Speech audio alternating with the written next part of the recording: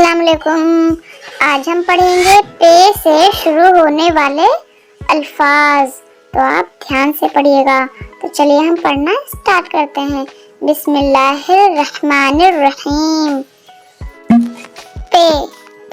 पे से शुरू होने वाले अल्फाज हैं पे से प्याली, पे से पतंग,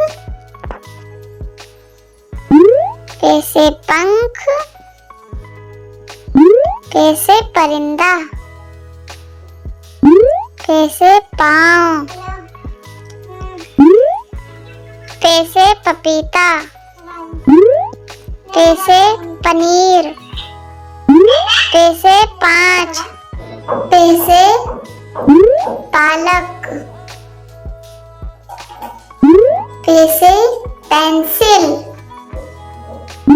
पे से पलंग, पे से पलकें, पे से पर्स,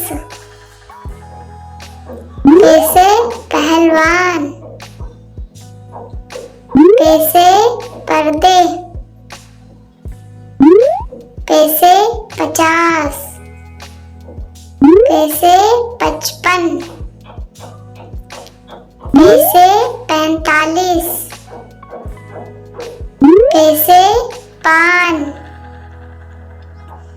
पे से प्लेटें,